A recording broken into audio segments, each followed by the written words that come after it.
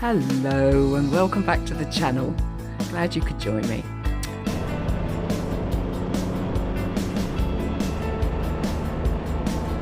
It is my last day in Sweden and I will be returning to Gothenburg this evening. So Antonia is now showing me around. These are the last kind of places that she was talking about that I really kind of wanted to see, and they're all coastal. And Sweden has a lot of coast, and this area is absolutely beautiful.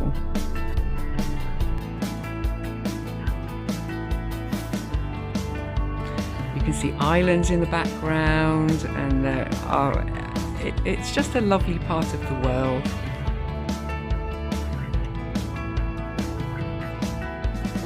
Yes, in the last couple of days I've had to make some quite difficult decisions.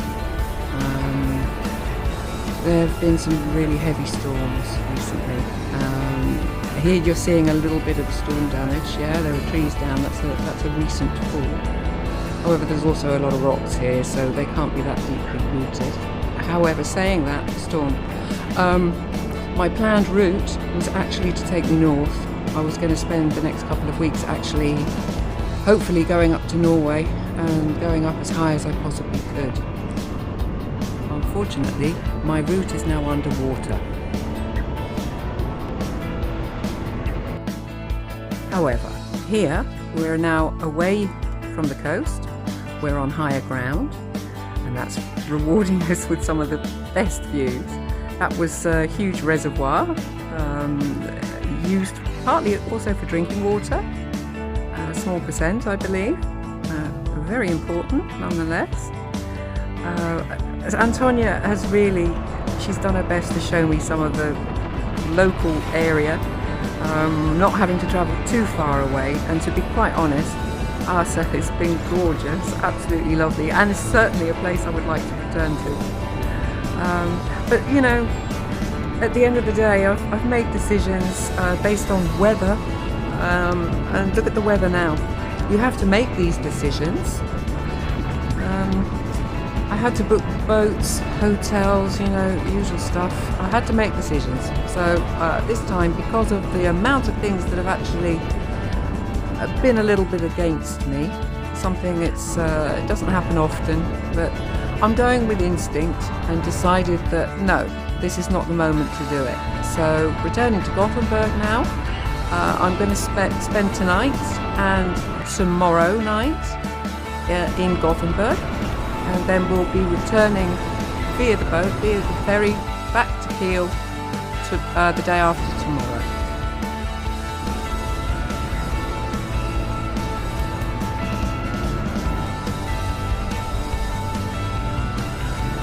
And now in Gothenburg, Krista is riding the spider up front, Antonia on the back. Yeah, we're now in the city, there's no point in bringing two spiders.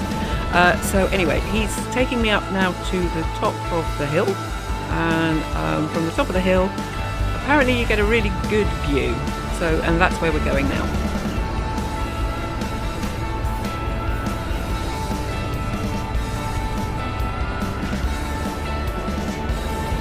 Now I say again, I'm loving the architecture here. You have so many different types of styles of houses, old and new, all together. And oh wow, look at that. Look at the view. Ha ha ha ha.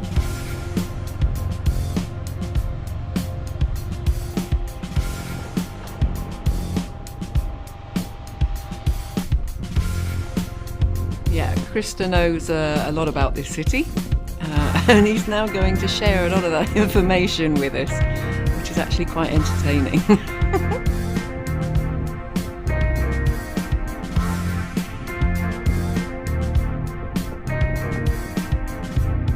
Yeah, there are a couple of quite impressive buildings that have gone up in Gothenburg, and Krista's going to explain not exactly the history, but how a couple of them have got their names, including this one. And what he's now showing me is the nickname the building has got.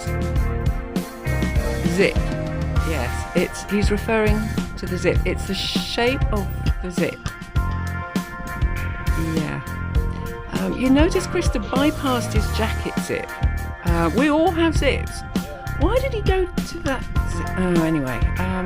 Yeah, you get a great view of the city up here, including the zip, which we'll take a little better look at. In fact, tomorrow I'm going to have a ride, see if I can actually get up a lot closer to it.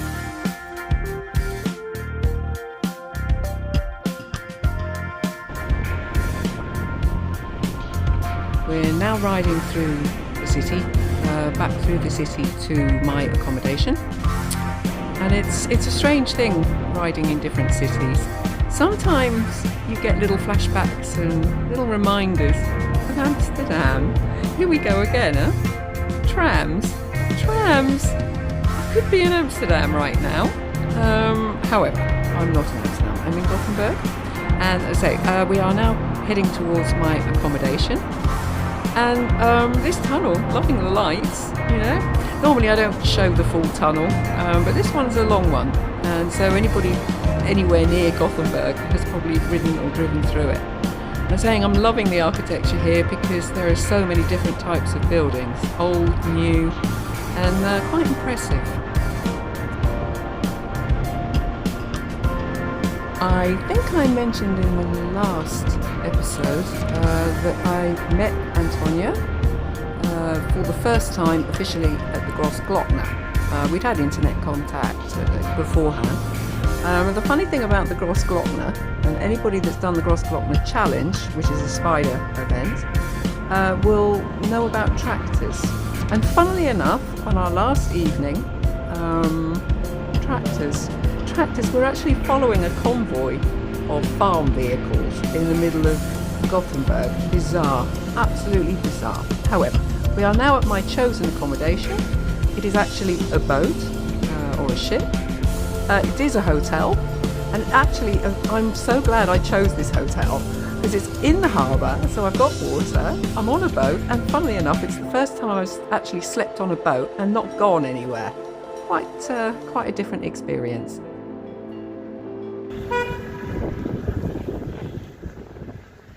So goodbye my friends, see you later. Actually I don't say goodbye, I say see you later. Thank you so much for everything you did for me over the last couple of days. Absolutely. There are no words, actually. Thank you.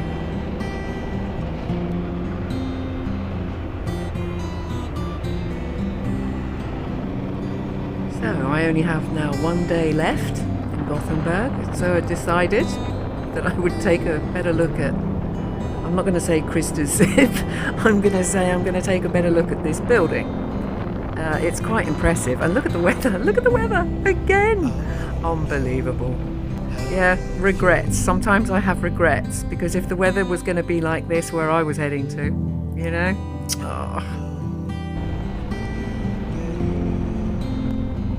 I'm just a firm believer that there really is a reason for everything, and I've learnt to trust my instinct. It's usually right.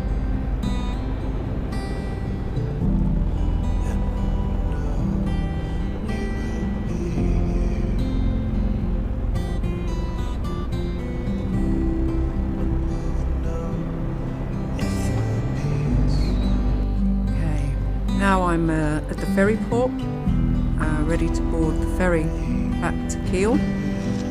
Again, it's a 14-hour journey back. I've chosen the route. I could have ridden quite easily through Denmark, but I'm into boats. I mean, having worked on board 24 of them, the salt is in my blood, and if I can include a boat in the trip, it's actually part of the fun for me. It just takes me back to when I was in my 20s.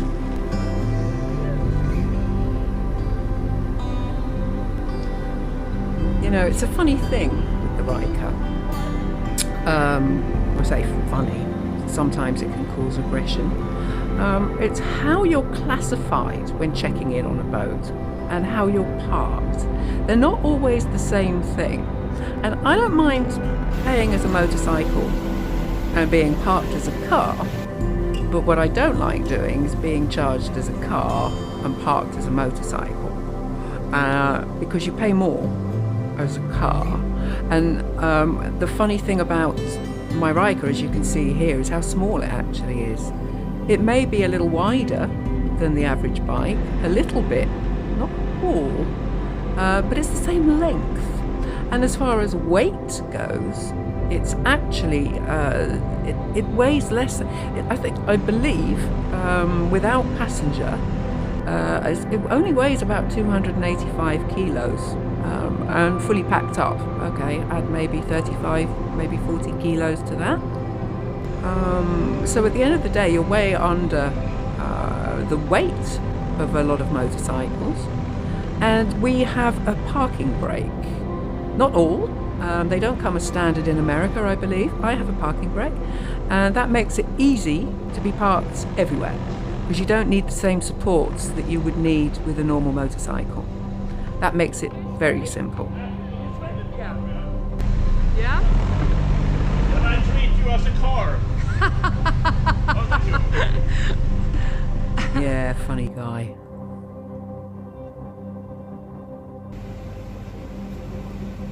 Yes, part of the journey when you start reflecting on what has been, what you're doing, and what you're about to do.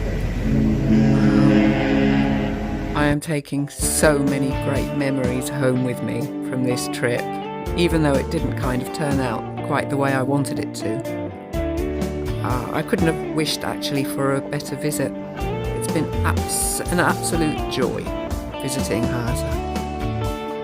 And what an ending, what a fine ending to the day. And a beautiful crossing too, no wind, still.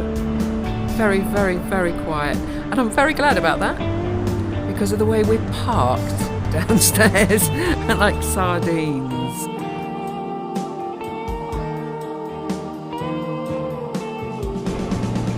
Okay, with a totally uneventful crossing, which I'm quite glad about, I am now heading down towards Emden.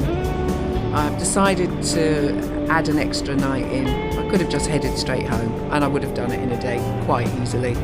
I just thought, no, I'm going to break the trip. So heading to Emden. The first part of this trip was pure motorway, and I'm not going to bore you with that. So straight into Emden. This is like the German Wadden Islands.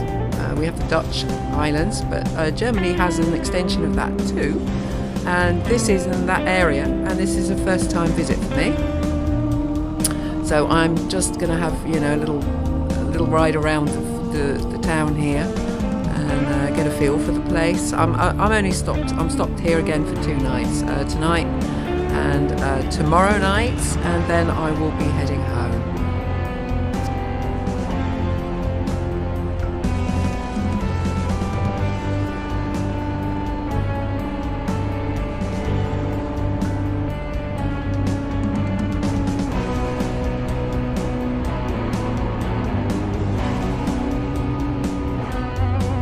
Again,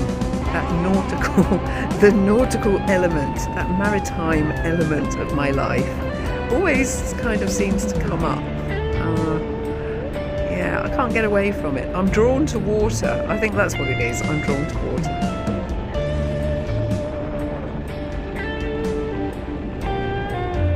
Yeah, so you may be asking yourselves, as I was, what is Emden famous for? Couldn't find much. House of Otto, and I believe that to be it here on the left. I'm not sure, not 100% sure. Somebody could correct me on that. But I kind of like this. It's got a historical feel to it, and again, old and new together. It just works. However, I'm heading back to the accommodation because I don't trust the weather. It started to spot a couple of minutes ago. And the accommodation I found is just a bed and breakfast. However, they have a coffee machine, and all you have to do is write it down. You can sit quite easily outside when the weather changes, which it did dramatically actually. And I'm thinking, great, it's good that I'm spending an extra night here and hoping that the weather's going to change. And you meet the best people. They made the couple of days there extra special.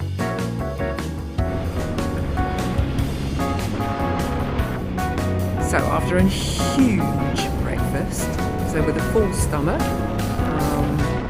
I am now heading literally back home. I am avoiding motorways where I can. There are a couple of places where I couldn't avoid it. However, heading back now to Amsterdam. It's about a in total about a 300 kilometre ride. And look at the weather. Look at the weather. It's changing literally from 1 second to the next. I've decided to show a little bit more of the Dutch landscape. It's something I tend to whiz through when returning home on my journeys with all of my tours. Purely because I forget, because what's homeland for me isn't necessarily homeland for everybody. And people that know Holland only purely by Amsterdam itself seem to forget that it's actually it's a small country, but it's a lot bigger than Amsterdam is, or Rotterdam. You know, the same as all of the countries really. You have to get outside. You have to get outside of the big cities, and that's where the character and the culture of the country starts. And this is Holland. This is the Netherlands. And when they say it's flat, it's flat. Seriously flat. There are no hills, basically. The only place you will encounter hills in the Netherlands are the sand dunes along the coast. Literally, we go up to the beach. I live 2 metres under sea level.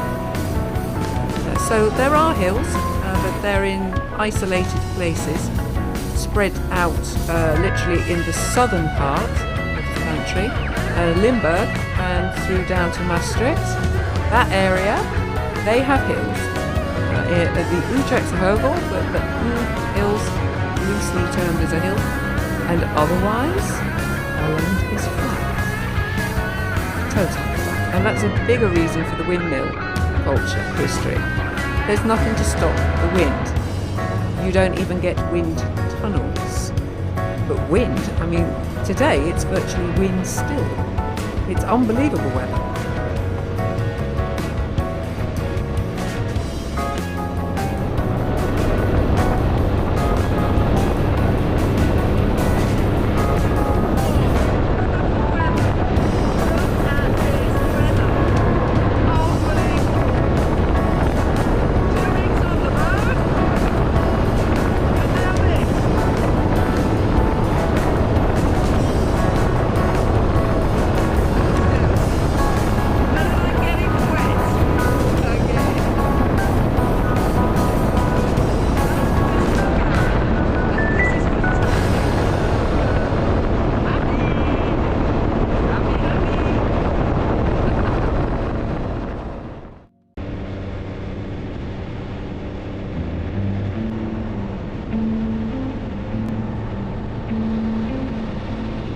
The Netherlands, Holland, water, known for their water technique. Not so sure if they're known for their swans. This was interesting. I was riding along. I was thinking, what was that? Yes, swans. Every now and again, you see this in the villages. Somebody comes up with an initiative. This may be a school action or perhaps an art project, local art project, and you see a lot of that. Suddenly in a city you haven't maybe ridden through for a minute or two, there'll be unicorns on every corner, and there's some artist painting them, or suddenly a whole city filled up with orange gnomes. There are very strange things happening in the Netherlands, so you kind of learn to have an open mind.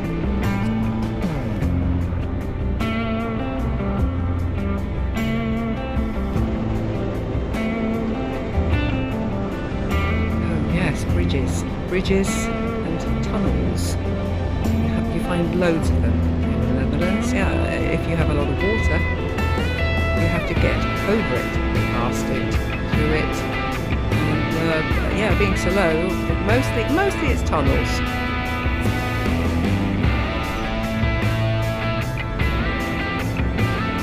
With the route I've taken today, I could have literally gone in any direction and got back. However, instead of taking the Denuwe, the Houtribdijk, which is the connection that shuts literally the Netherlands off from the North Sea, at the Dutch Warden Island side, I've decided to take my favourite dike again, which is the Houtribdijk, and that one is between Lelystad and Enkhuizen on the North Holland side. I live in North Holland, and this for me, especially with this weather, I couldn't ask for better weather to do this. Look at it, look at it. It's literally a dike with a two-way road on it that runs for 25 kilometres, literally, and this is what you see, nothing but water on two sides of you for 25 kilometres. And when the weather's like this, it is absolutely a pure joy to ride it. Look at the colour of the water.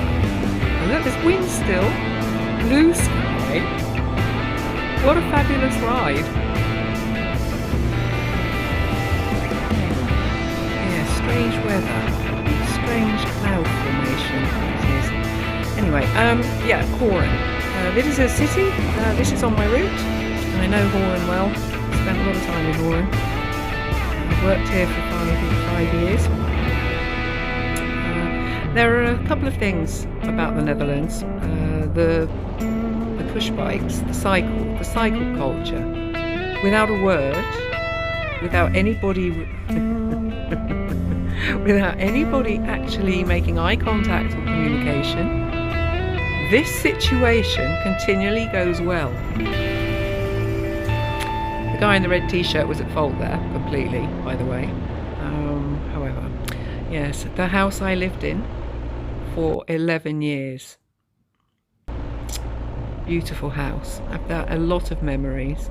This is the petrol pump that I filled up at for 11 years, and this is my pretty much the route that I used to take to work in the other direction. I did that for 4 years.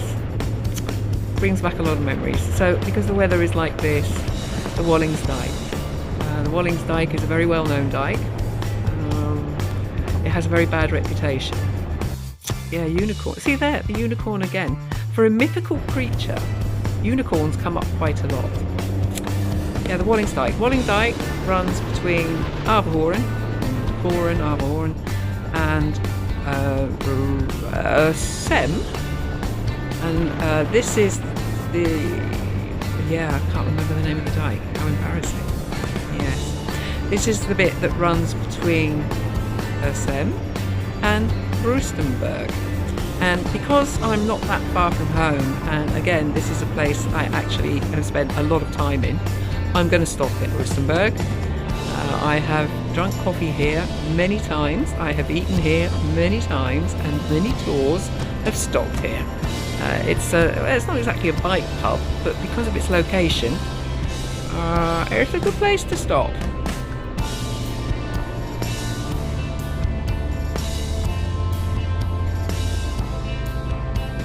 If I'm organising a tour, this is usually one of the places that we would stop. A huge parking area, also behind the building where the restaurant and the bar is, and the food's great. That's the funny thing about the ride, you know, it gets so much attention.